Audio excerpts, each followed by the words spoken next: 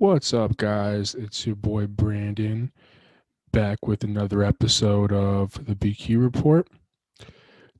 Today, the book that I will be reviewing is a book by Sanjay Gupta. It's titled Keep Sharp,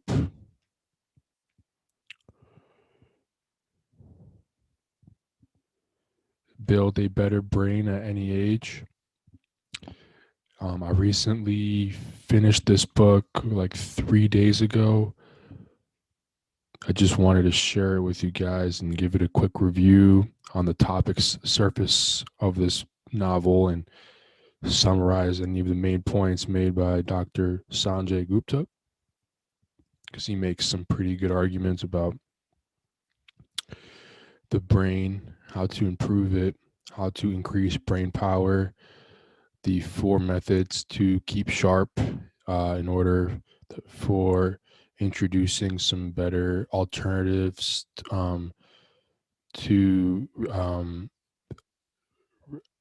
to eventually uh, getting dementia, because as time goes on and as people get older, you they tend to get dementia, and many of uh, many of their brain power activities decrease, and they become less intelligent and not smarter than they used to be. And so Sanjay Gupta outlines some very important things in the book that talks about the ways that people can improve, maintain, or adapt to changing circumstances. And I think the book it was a long read, and it's about 300 pages.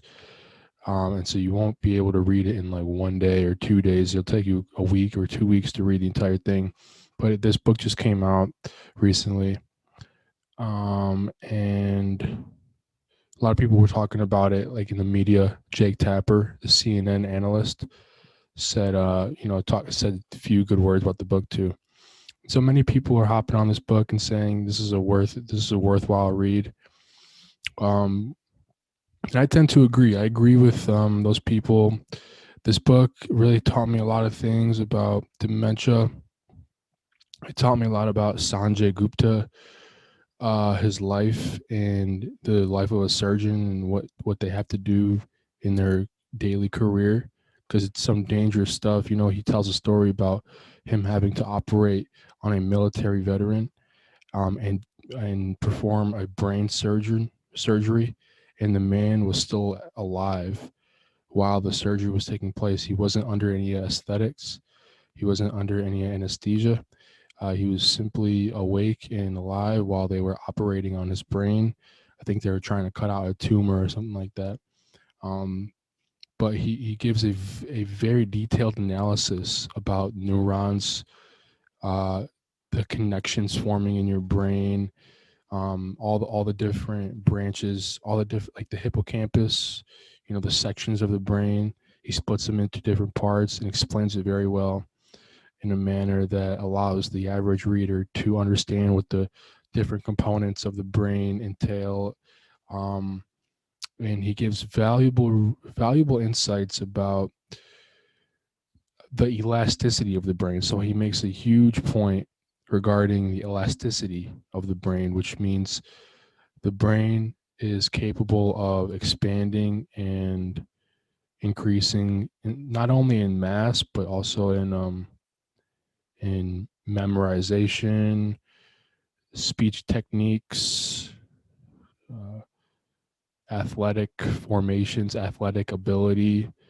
Um, it's super variable, and it changes across time, and it's never static. It only gets static if you don't train it and exercise it like any other muscle. He also mentions that the brain is a huge component of the mysteries in our science. We have yet to discover anything in modern history or recent history that compares to the brain as an organ. Many animals have brains, and we've built a lot of advanced technologies, but when it comes to pure sophistication on on um, on any type of object in the planet, the brain is the utmost important organ.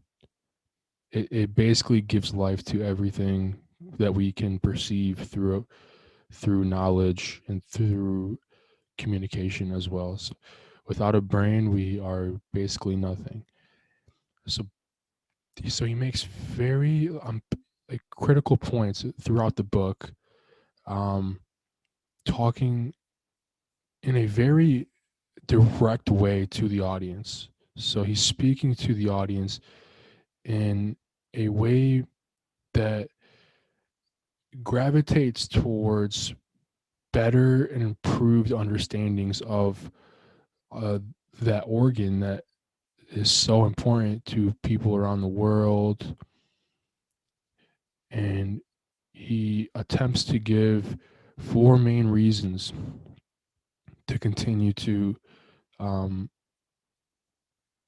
use your brain and increase the effectiveness and functionality of that brain. So, from what I can recall, he says, number one, exercise. Number two, intelligence through, build your brain through reading and problem solving. Exercise is a big one as well. And then number three is dieting and eating healthy. And then the fourth one is socialization, socializing with people that and then gaining connections through memories and social interactions with other people. So those are the four main things: are diet, exercise, intelligence, and social interaction. Basically, from what I got out of it. They're different. They're titled differently in the book. They're under different names, and he has a whole chapter for each dedicated to each specific section.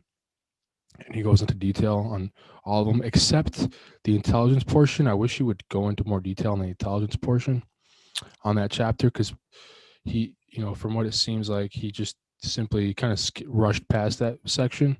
And so there are so many different, you know, uh, the most like effective section, the most effective one that he wrote is definitely the exercise portion, because that really tended to motivate. I really related to that because I'm like a dedicated athlete, and that's like a huge, big, gigantic motivating factor for me that to actually work out and go to the gym and lift weights and stuff like that. So he just motivated it even more and created a new segment for maintaining a healthy body. And so there you go. The book was great. I had a really great time reading it. What else?